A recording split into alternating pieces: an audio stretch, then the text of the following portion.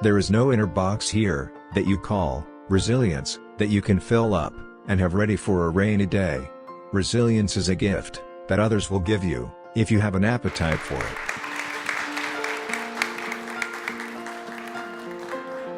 Thank you. Like all of us, I acknowledge the Gadigal people of the Eora Nation, their elders past and present and emerging.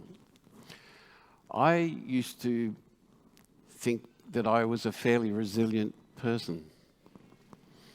And I used to say to my wife, I think I could pretty much cop anything except losing one of the kids. And then 9 years ago, my son died. He had a cerebral hemorrhage, so he was with us 1 minute and gone the next. And he left behind 3 little girls for me to love. It was a beautiful thing.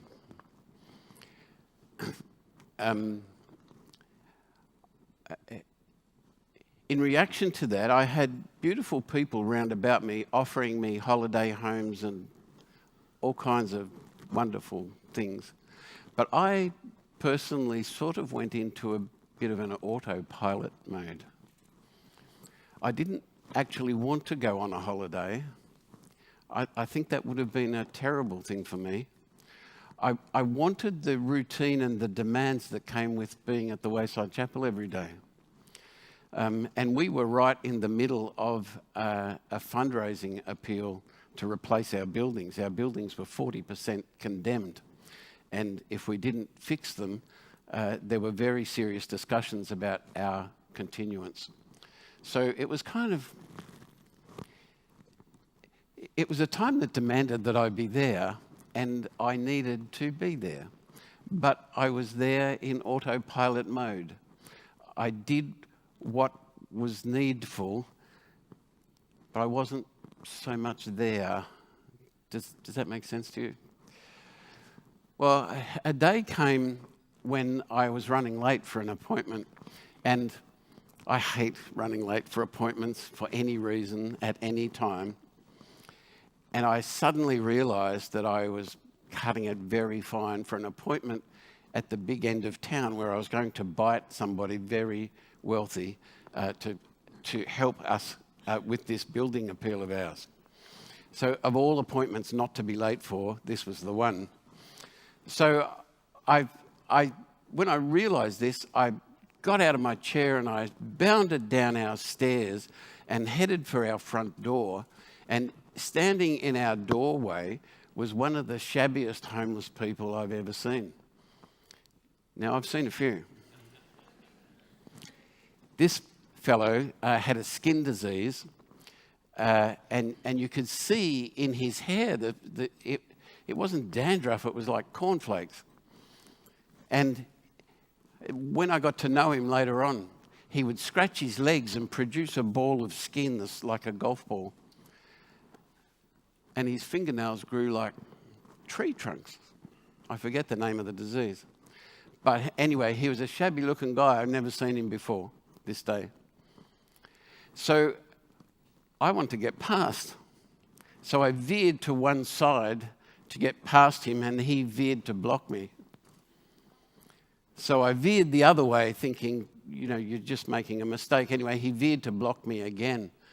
So I started to rifle through my pockets for a couple of dollars, because it's amazing how that fixes almost everything around at Wayside Chapel. But it became clear that he wasn't interested in my money either. And so we ended up standing directly in front of each other, and he had this goofy look on his face. Eventually, he threw his arms around me, and he kissed me on the side of the face, and he whispered in my ear, "That was from your son."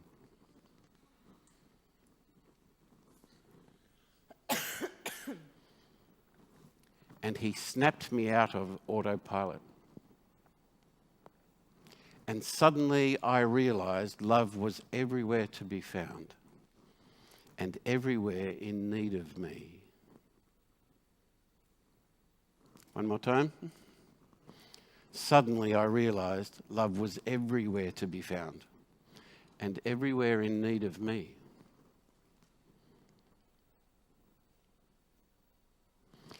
And since then, I've come to understand that resilience isn't a personal quality.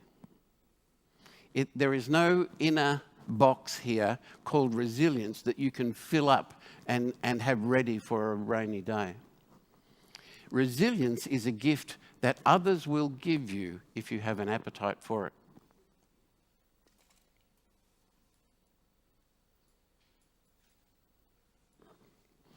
So there is no end to the resilience available to you because it's not deposited in you. But it's for you if you want it. What this fellow taught me was that I flourish best in my marriage, I flourish best with my family, I flourish best in my workplace when I'm necessary, significant, and not central.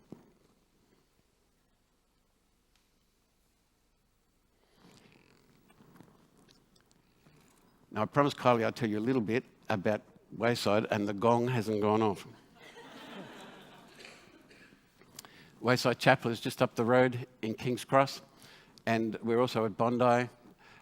We deal with people who walk into the Wayside Chapel are generally walking in on the worst day of their life, and they are usually driven by the question, what can you give me?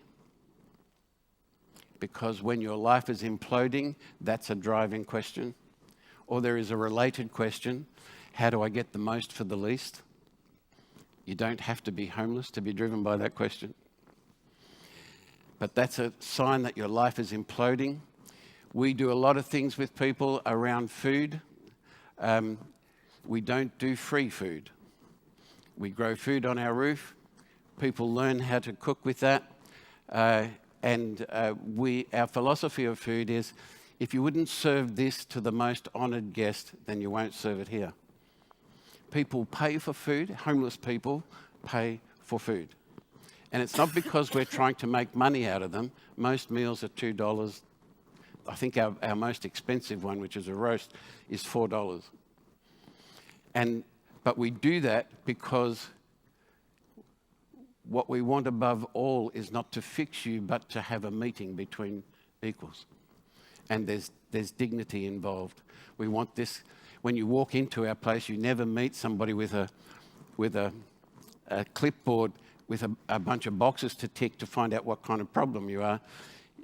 You walk into a cafe because we don't want to fix people, we want to meet them.